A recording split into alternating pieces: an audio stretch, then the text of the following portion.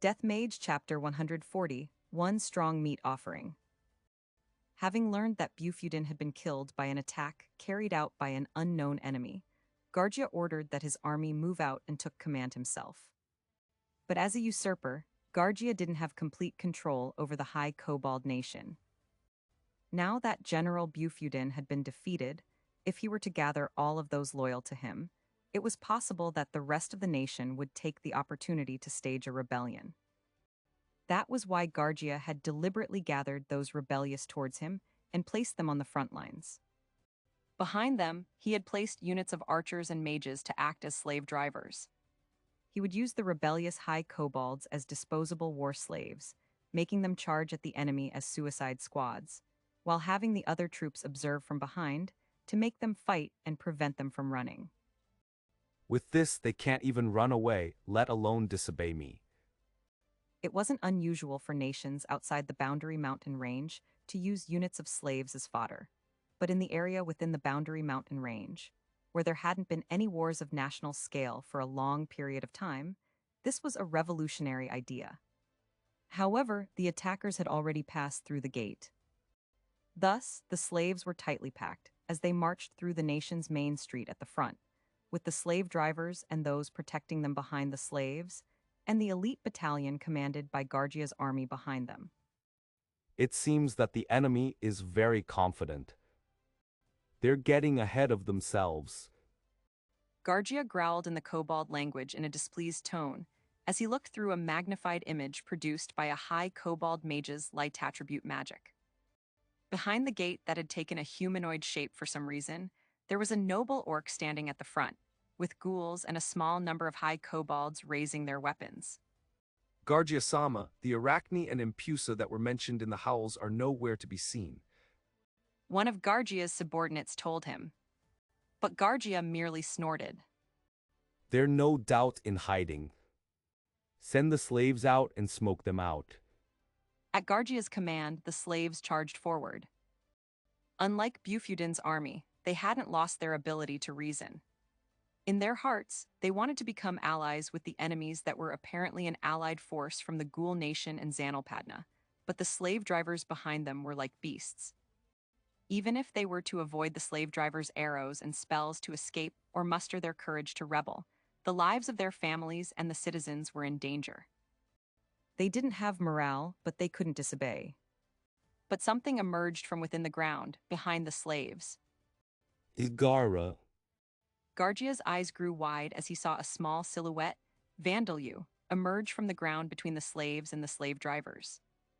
The slaves carried on, not noticing Vandalu who had appeared silently behind them, but the slave drivers stopped for a moment in surprise. Become a wall? Vandalu said. And then, with a thunderous noise, a tall wall formed from the ground. The slave drivers and Gargia's main force behind them could no longer see the enemy army, and the slaves, due to the wall that was rising high into the sky. Still, their movements only stopped for a moment. GIIH. Gargia screamed, giving the extremely simple order to attack and tear apart Vandalu, who seemed to be the cause of the wall's appearance. Feeling an unbearable desire to see blood, the slave drivers gleefully drew back their bowstrings and recited incantations. With the simultaneous attacks of these rank 5 high kobolds, Vandalu, who appeared to be nothing more than a child, would break apart along with the earthen wall, and even the slaves on the other side of the wall wouldn't escape unharmed.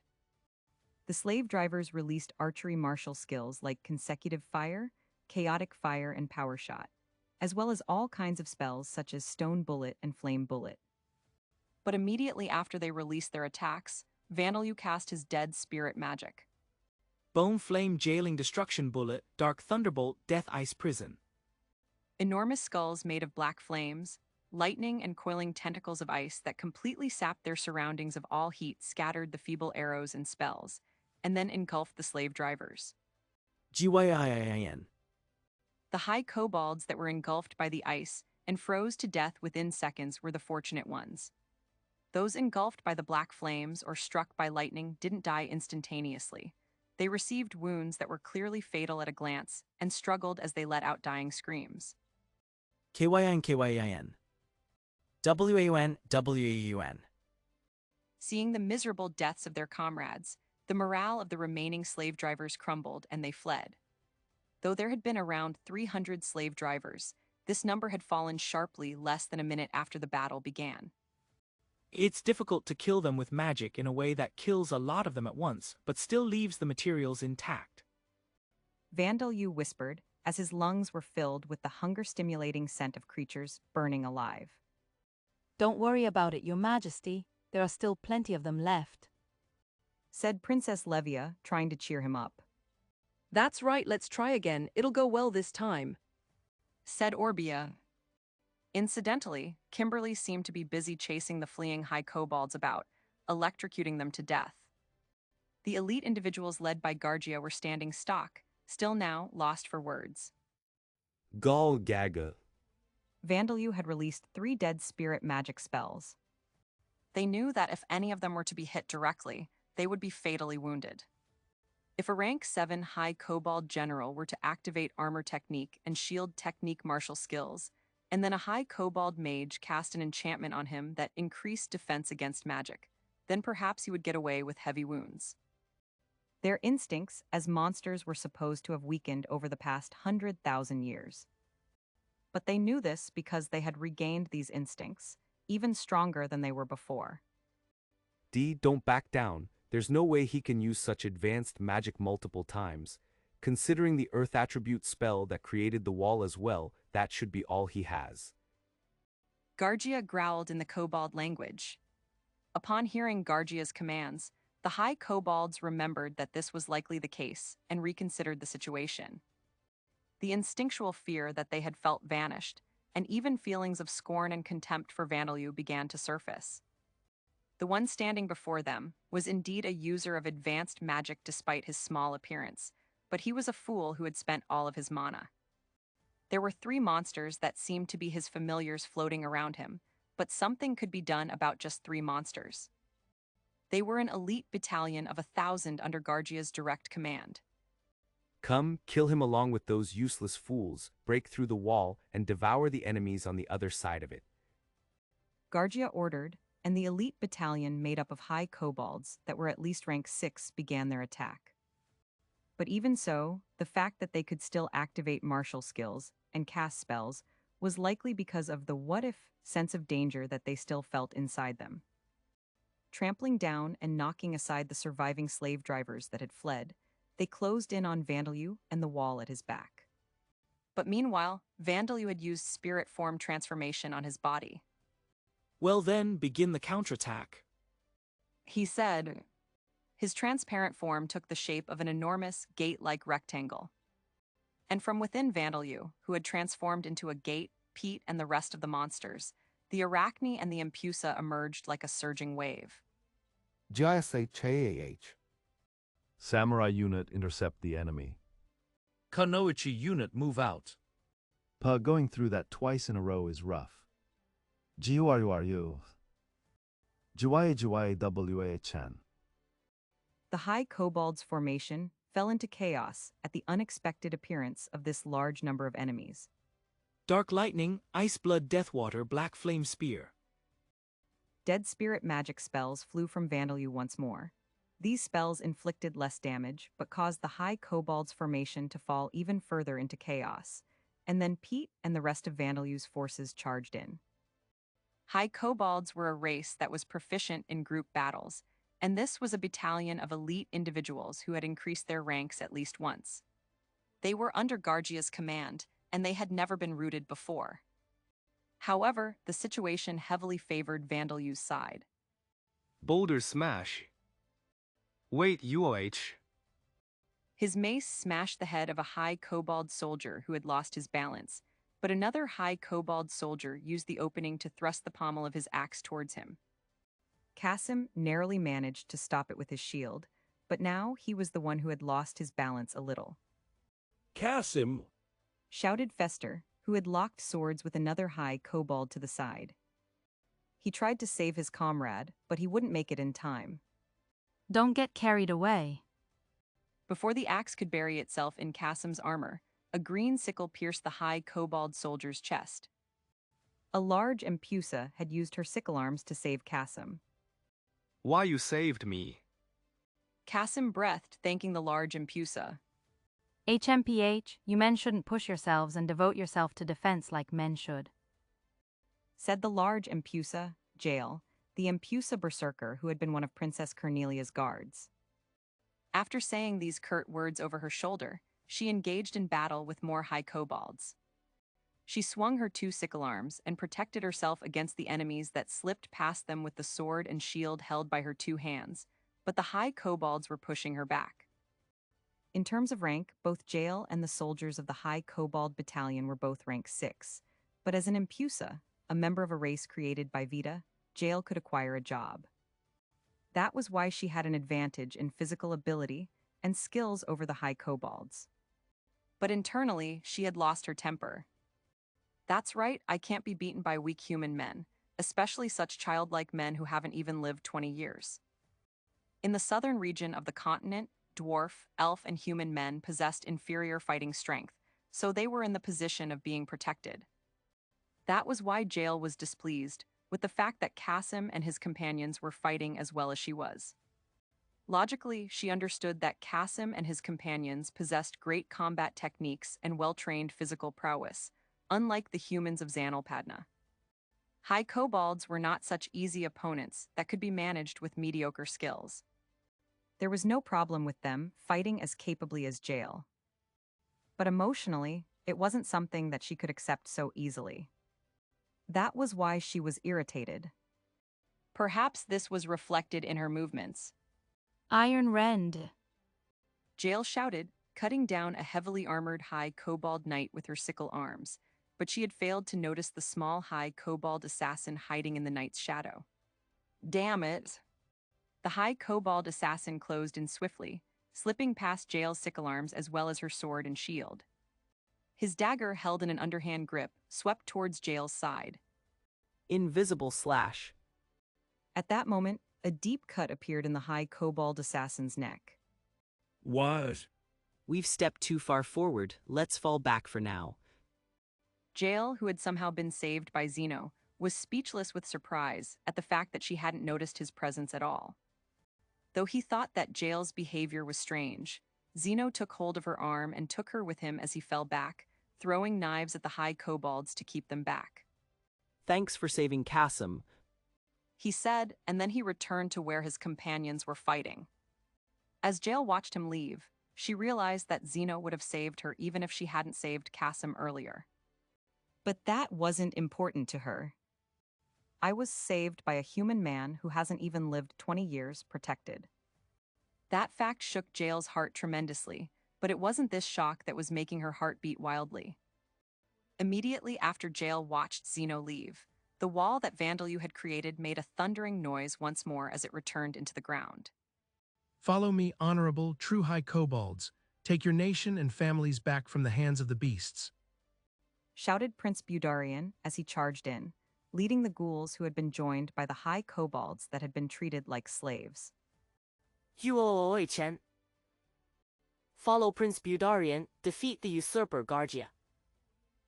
While Vandalyu and his companions were fighting, on the other side of the wall, Prince Budarian had convinced the slaves to fight for him. Bufudin had already been defeated, and the assailants were Prince Budarian, who had regained his power and high-rank ghoul warriors. In the region enclosed by the Boundary Mountain Range, Elenora's existence had been interpreted as the pure-breed vampires protecting Vita's resting ground sending reinforcements, so this had worked out favorably as well. And the noises on the other side of the wall were the dying screams of Gargia's subordinates and a large number of voices shouting in a language that wasn't the kobold language. Under these overwhelming circumstances, it hadn't taken more than a minute for the high kobolds that had been slaves to be freed from their fear of Gargia. Gargia understood that he was outmatched in both numbers and strength, but he couldn't surrender or run. GUWOOHN, now that things have come to this, I will kill you myself. He shouted. Considering the things that he had done, his surrender would never be accepted. And his pride didn't allow him to run away. Even if I run away here, there is no future for me. Even if I'm lucky enough to escape, I would lose my power once Ravivifard abandons me.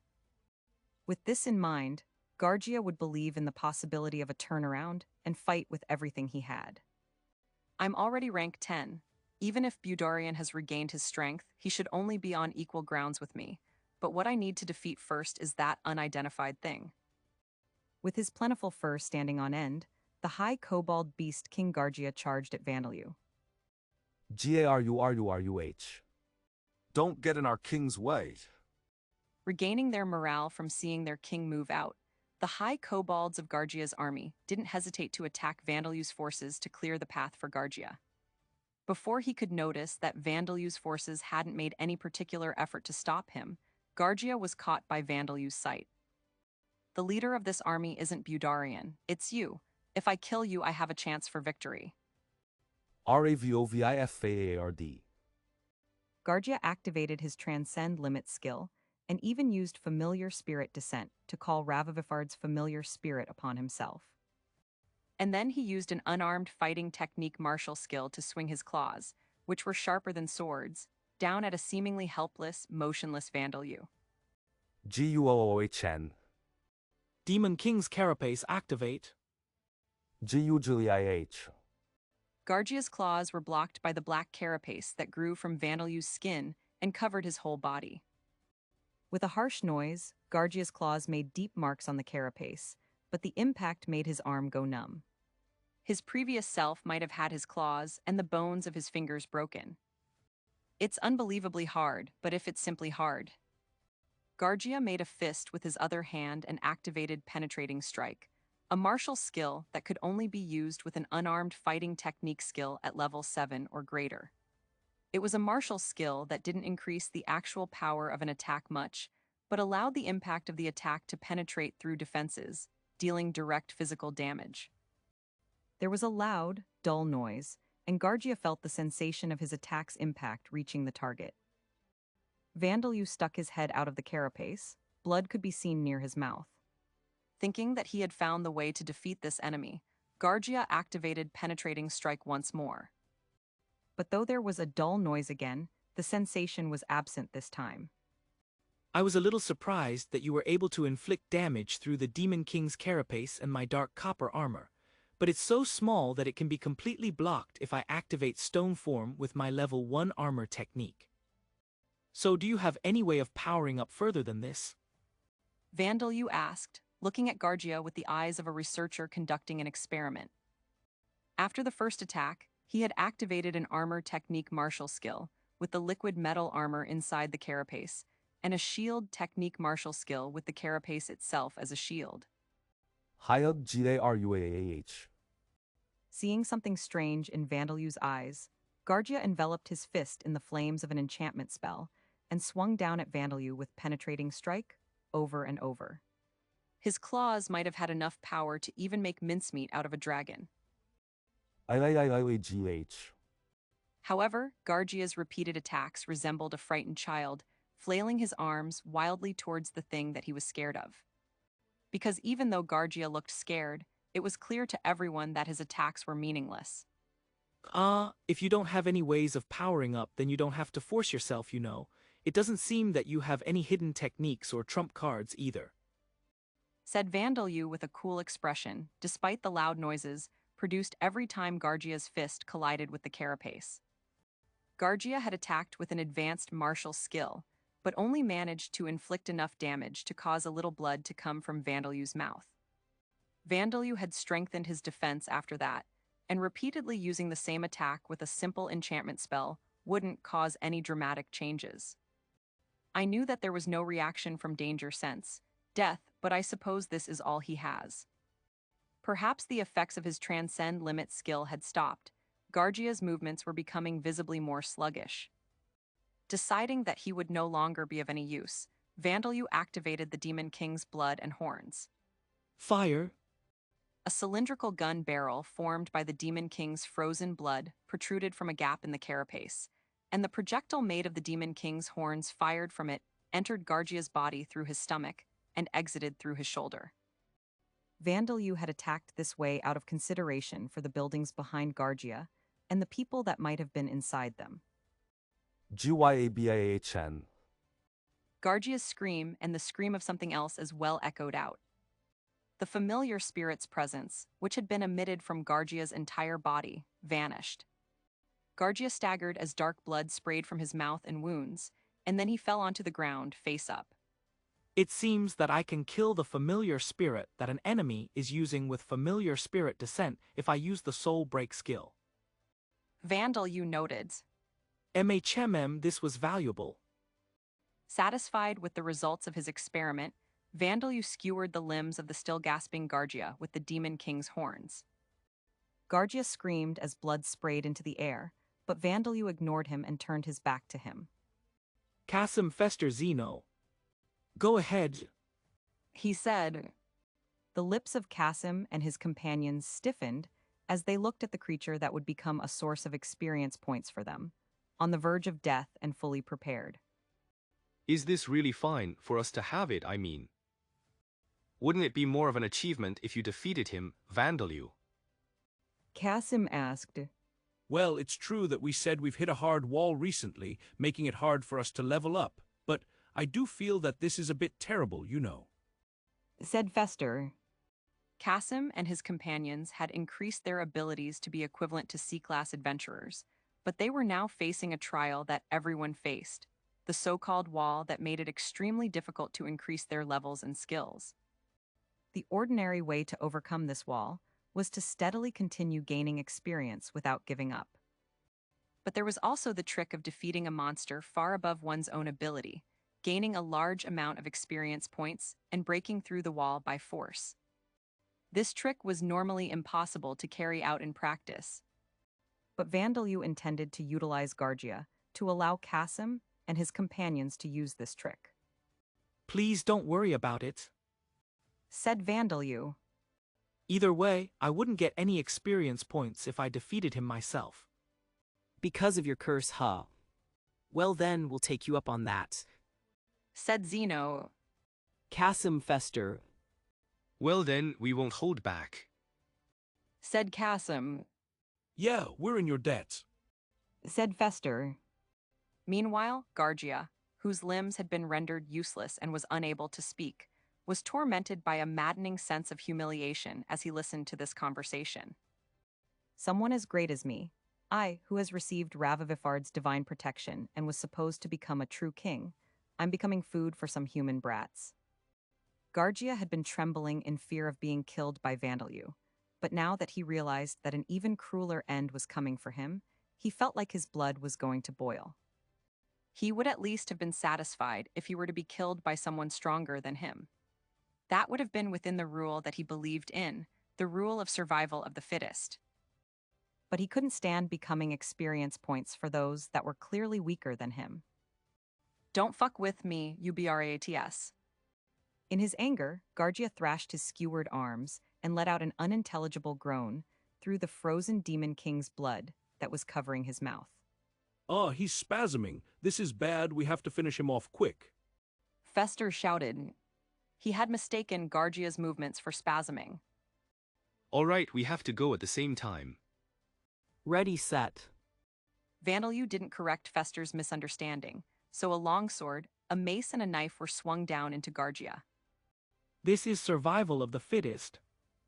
Nobody cares about bad manners shown by the strong when they devour the weak. Vandalu murmured. Now then, everyone, shall we begin hunting down the remainders? The high kobolds cheered at the death of the evil usurper, and then raised their weapons and ran with the ghouls to hunt down the surviving slave drivers and troops of the elite battalion.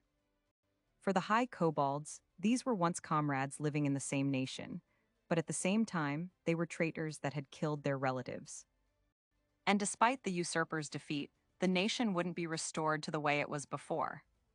With the nation's power having decreased, they couldn't afford to leave any dangerous individuals alive.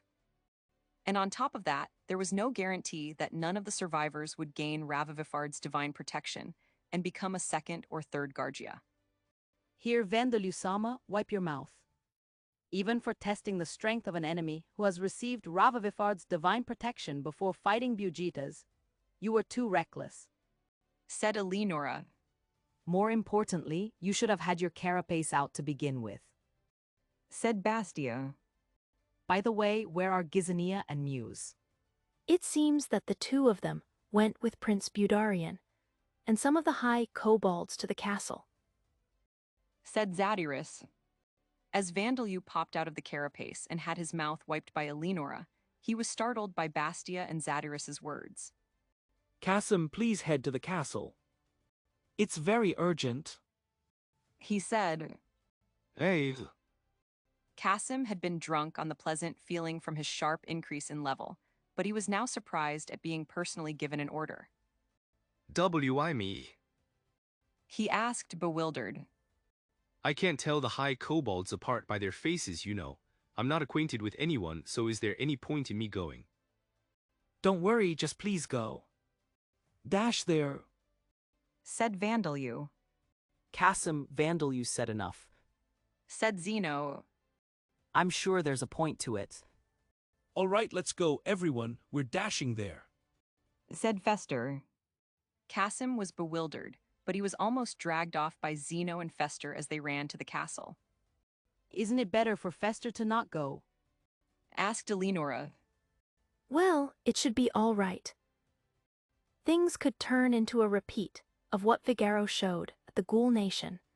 So now is the chance, while he is busy dismantling the noble orcs' bodies, said Zadyrus. As Vandalyu watched Cassim, Fester, and Zeno leave, he prayed that Cassim would have a fateful encounter. Ivan, wouldn't it be better to make it a formal marriage interview setting? Said Bastia. Now that you mention it, you might be right. Vandalyu said. The levels of the strengthened subordinates, golem creation, multicast, coordination, commanding, plant binding technique, dead spirit magic, insect binding technique, artillery technique, armor technique, shield technique, and godslayer skills have increased. Name Cassim. Race human. Age 18 years old. Title none. Job super heavy warrior. Level 35. Job history: apprentice warrior, warrior, heavy warrior, guardian warrior. Passive skills: augmented stamina, level 6, level UP. Augmented vitality, level 6, level UP. Night visions new. Pain resistance, level 3 new. Disease and poison resistance, level 2 new. Strengthened defensive power when equipped with metal armor, medium new. Strengthened defensive power when equipped with a shield, small new. Detect presence, level 1 new. Active skills: farming, level 1. Club technique, level 5, level UP. Shield technique, level 6, level UP. Armor technique, level 6, level UP. Surpass limits, level 4 new. Surpass limits, magic shield, level 1 new. Unarmed fighting technique, level 1's new. Name Zeno. Race human. Age 18 years old. Title none. Job dagger user. Level 37. Job history: apprentice thief, thief, assassin, explorer. Passive skills: detect presence, level 5, level UP. Intuition, level 4, level UP. Night visions new. Disease and poison resistance, level 4 new. Strengthened attack power when equipped with a dagger, medium's new. Active skills: dagger technique, level 6, level UP.